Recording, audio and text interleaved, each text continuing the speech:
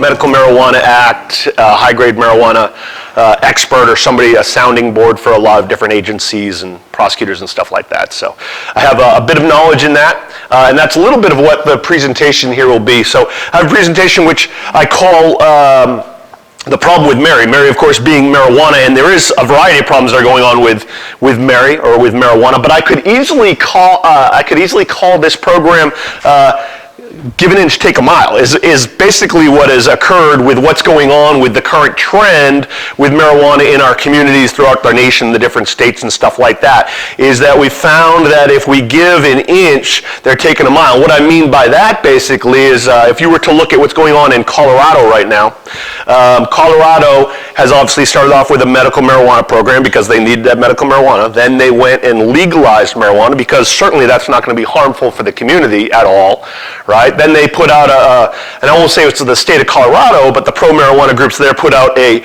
very large amount of false information about all the benefits of marijuana. Everything from it's going to cure opiates to, boy, the kids aren't even smoking it. It's crazy. It's just fantastic stuff. So we gave them that inch, and now they're legalizing what? Psychedelic mushrooms in Colorado. So you can now have psychedelic mushrooms. Why not? We'll do our high-grade marijuana onto cannabis, and now we'll just have basically what is acid for our kids to have. That's just going to work out pretty well for them. I don't know how many of you have gone to some of the major cities that have had the legalization movement going on. I'm from Boston, Massachusetts, and I love Boston. Small city, I like to consider it a town. The nice part about Boston, and all cities have nice parts about it, don't get me wrong, but the nice part for me about Boston is right in downtown they have this area. It's called the Freedom Trail, right? It runs around through some of the old historic parts of Boston. You can walk it. It's about 2 miles long, and you can get there and see Paul Revere's house and where this happened and this, that, and everything. Just fantastic. I like to bring my friends or family, anybody that's not been to Boston, if we go to Boston, I like to bring them and show them this because they love it, right? And just a month and a half ago, my squad was going down to Rhode Island for some training, and so we flew into Boston. I'm like, forget about it. We're going to go and check out the Freedom Trail. Well, Boston, Massachusetts has had going through the medical marijuana and legalization effort with marijuana and whatever else. And 6:30 in the morning, I'm taking them on the Freedom Trails. We're walking 2 miles through the center, and the entire place smells like pot. I mean, the entire place smells like pot, right? I'm not going to bring my kids to Boston if it's going to smell like that because it was just ridiculous. The week before last, I was a camp dad with my son who's going to gymnastics camp in Stallion Springs, California. And so as part of the camp dad duties, I was bringing these kids that were 9 years old, 11, and 12 to LAX to catch the plane to take them home so they go see their mom and dad. And as I'm taking this troop of 6 kids, 9, 11, and 12, through LAX, we had to go through at least 3 different big things of marijuana smoke just in the airport, like outside the airport. It's just ridiculous what's going on. Give an inch, take a mile. All right, so this is me. I made this particular presentation for this event. I do a variety of different events. The governor's office invites me to do some. PAL's been fantastic, HEAL Coalition, a whole bunch of different groups, and I try and spread the word as much as I can. You're welcome to contact me anytime you'd like. You can send me a text, an email, or whatever else. If you think that the sheriff's office could help you out with a similar presentation, we're more than willing to do so. The sheriff is committed to giving this type of information out to the communities and assisting with minimizing the amount of harm that drugs are doing to our communities. And we're happy to assist in that. So that's me. I've been around for a bit, right? I've been a cop for a while. I've been doing this kind of work for quite a bit. But whenever I go to a community group and I start to talk about drugs, I try and give them something so in their mind they can kind of figure out what we're talking about when it comes to drugs. Because I knew that before I got involved with investigating narcotics, I had no idea. I didn't know what a user amount is. When someone says they're using a little bit of this drug or that drug, I didn't know what that meant. Well, the easiest way to kind of think about it or understand what a user quantity of anything is, and based on that, how potent it is compared to other drugs, is by simply looking at a gram packet of sugar. gram packet of sugar, really, we can assist us in kind of figuring out what user quantities of drugs are. So when we talk about commercial marijuana, low-grade marijuana that was around in the 1970s and 80s, that was generally 4%, 6% THC. So on the alcohol, if we were to compare it to, say, alcohol, it would be like a light beer, honestly. And that's when people would smoke larger marijuana cigarettes called joints, or put it into a marijuana pipe and smoke it, and they would use approximately 2 grams at a time because it didn't have a lot of potency. You had a lot of plant material, not a lot of the psychedelic drug, THC, tetrahydrocannabinol, that's inside the marijuana plant, not a ton of it, so about 6% of it, and so they would smoke a bunch to get kind of a mellow high. You didn't have a lot of people that were getting really altered effects, almost overdose type of effect from it, and they would smoke about 2 grams at a time, so almost like 2 sugar packets. When we start to talk about what's going on today with high-grade marijuana, they've increased the potency of just the plant material a significant amount, from 6% to around 33, 34% THC is the high level. And so you only need about 1/5 of a gram to obtain the same high, and that high will generally last much longer. To compare that, codeine pills have about 1/7 of a packet of sugar would be in there, 0.15 grams, for someone to obtain that high they get from that opiate. A line of cocaine is 1/10 of a gram that comes in a sugar packet. A hit of methamphetamine, about the same. A dab of hash, so if we were going to take marijuana and concentrate it, take that THC out of it in an oil form, you would only need 1/20 of a gram. You need less dab of hash than you would for a hit of methamphetamine to obtain a high. The highs are slightly different. Marijuana has a different high the way it reacts with the body, but to get high you need even much less than that. And that's the stuff that is available through dispensaries. These are the stuff that's the most popular thing with kids that are in high schools. Kids that are starting to use drugs are using hash. And it's actually more potent as far as use-wise than methamphetamine and cocaine. It's insanity. Heroin hit 1/20 of a gram, and user quantity of fentanyl. Fentanyl, everybody hears about fentanyl these days, and I'll try and get to it in my presentation because I'll show you how the marijuana industry, what's going on with marijuana is leading our young adults, our children, our communities to increase the amount of opiates that are being used and abused, the amount of addicts that we have that has to do with it. And I'll show you through statistics and proof of how that's going on and why that's occurring. Fentanyl is the most serious opiate that we have that's out there. Synthetically created. If you were to take that sugar packet and spread it out on the table in front of you, there's 1,000, 2,000, 3,000 little pieces of sugar in there. If you took 7 of those grains, that's how much a user needs to get the adult male, average adult male. 7 grains of sugar is what they would use to obtain a severe high with opiates. If they had 12 grains, another 5 grains, well, we can't even almost see the difference, an overdose. Difference between 7 and 12. That's how bad fentanyl is. All right, so let's get into some facts here.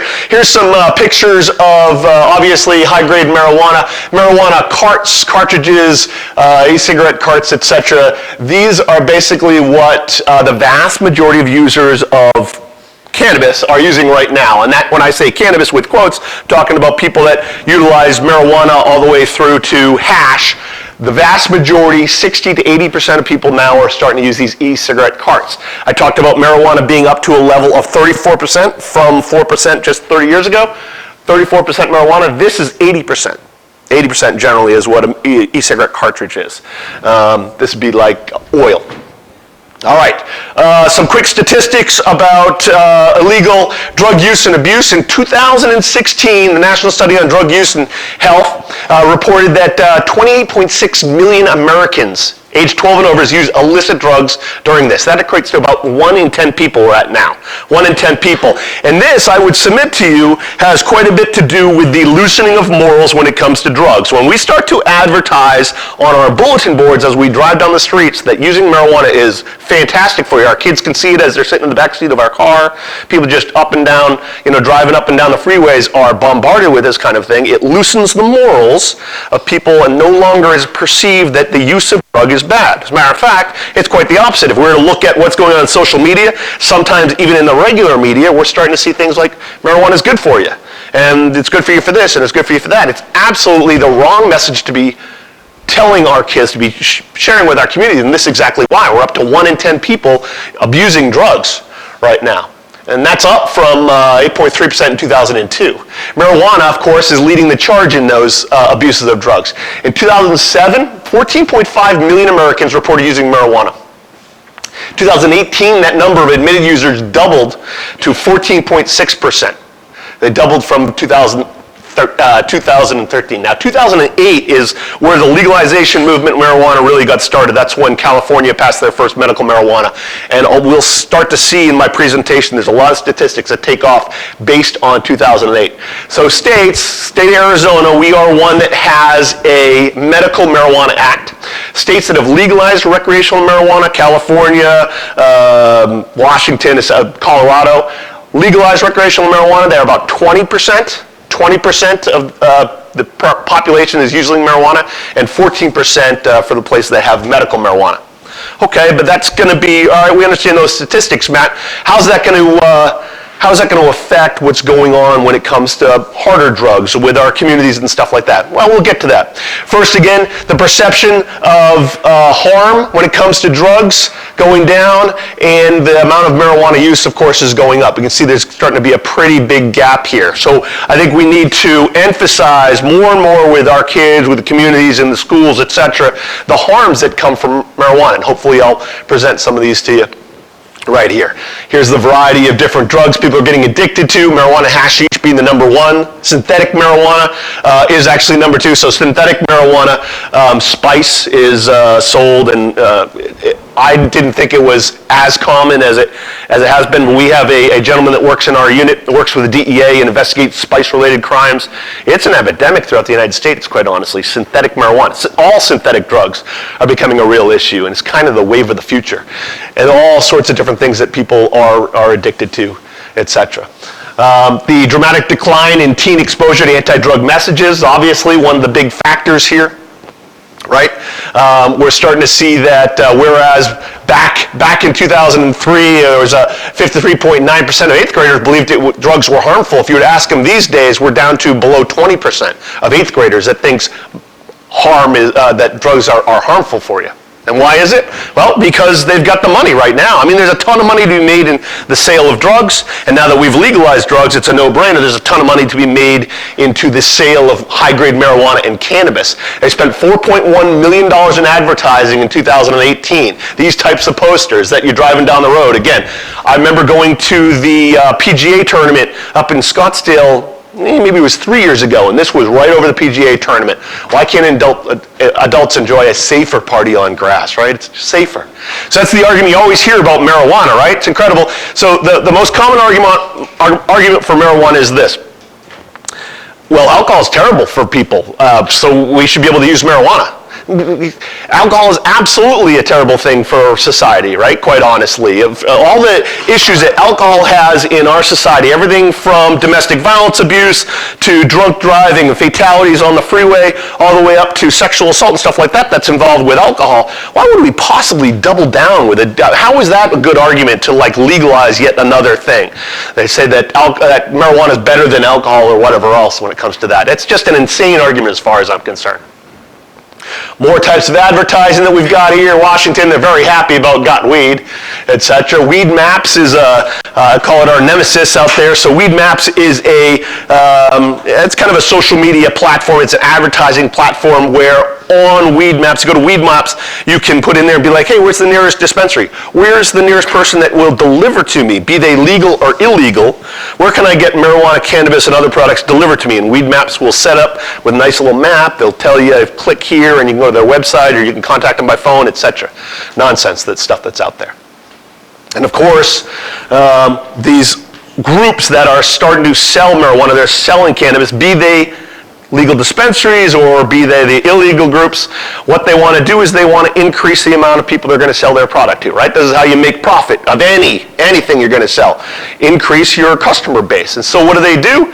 Well, we've already got the people that are, that were apt to get utilize marijuana that are the older group. Let's target a younger and younger generation, right?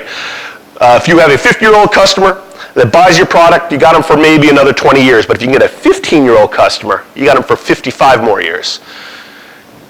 Are they doing it? Absolutely they're doing it. Who's the target consumer here, right? Does anybody that's 30 to 50 years old need to have Bart Simpson on their THC-based opiate drink? Do we need to advertise or put our THC inside fun-looking candies or gummy bears for an adult to take it and get their medicine? No, absolutely not. These are being targeted. These are being produced so that they target a younger and younger audience, so that they look less harmful, so the perception of harm is not there, and so they're an attractive product, just like they used to do. Everybody remembers the Camel cigarettes, when they used to have candy cigarettes and stuff like that. Get a younger audience involved with utilizing the drug, reduce the perception of harm, and boom, you've got yourself a consumer, and a consumer that will become addicted and can't not use your product. Fantastic for them. There's the myths, lies, and exaggerations that we're fighting against. So here's weed maps again. The states that legalized marijuana had 25% fewer opioid-related deaths. That would be fantastic if that was the case. But it's not, unfortunately. The latest study they just had is that the states that have enacted either medical marijuana or legalized marijuana laws, 23% higher opioid deaths in states Colorado, Arizona, California. So if you're legalizing marijuana, they found, no, it's not a reduction. It's actually 23% higher deaths average in the states that have legalized it. Why is that? Well, again, we'll get into it. We hear this commonly: marijuana cures cancer. Well, that would be fantastic also, but someone should notify all the different groups that are fighting against cancer, because they don't know it. And actually, unfortunately, no, of course, it doesn't cure cancer. There have been a variety of studies that have shown that THC, if given in a medical quantity, in a pill form, whatever else, can assist with some issues that people get from cancer. Can help your appetite, certainly. It can help with glaucoma and stuff like that, but a certain amount issued and manufactured in the proper way so that people aren't having crud going into their system, that can help assist in those. Certainly doesn't cure it. They have had some studies where they've injected marijuana, direct THC into rats. In one case, it killed colon cancer in the rat, but it ended up getting testicular cancer. So it's butts for nuts is what I like to say. But it doesn't cure. There is no cure based on THC for curing cancer, no matter what though.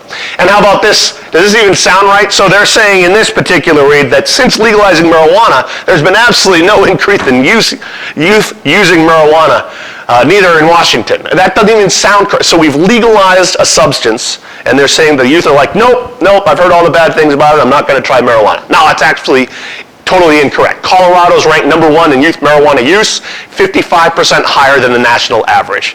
Legalizing marijuana, that's what it's done to Colorado. If we legalize it here in the state of Arizona, we can expect the same. They combine this with a snake oil salesman approach to legitimizing marijuana and cannabis products, and we find ourselves now in uncharted waters. Snake oil salesman. Remember these guys? Back in the early Western days, you used to have a guy that would come in a covered wagon or something like this, and he'd get all dressed up and sell you products that he said were good medicine. What, you got a toothache? Take Dr. Whatever's pill. Take the snake oil. Take Mr. Wilson's soothing syrup. Well, what they had in them then was also drugs that were addictive and whatever else. Cocaine were in it. Heroin was in some of them. All sorts of different stuff. It's exactly what we're going on through now, but yet instead of having cocaine and heroin, it's just tetrahydrocannabinol that's inside these medicines, these things that are cure-alls for you. Where are we at now in the United States? This is where we're at currently, 33 legal medical marijuana states and the District of Columbia, and 10 legal recreational marijuana states and District of Columbia. So there's some states that have not only medical marijuana, but they have legalization in the same state. Has anyone noticed a change, as I talked about with the Boston? There's a variety. If you were to Google, my town smells like marijuana, my city, my state smells like marijuana, there's article after article after article talking about Washington smells like weed everywhere. People that are in California getting upset because the whole place smells like weed. Why do you think that is? Vote against it, people. 2019 study, 5 years of recreational legalization has tripled Colorado's emergency room pot visits. So here's the issues that are going to start coming up. 2017, Colorado's Children's Hospital in post-legalization study, teens with marijuana intoxication.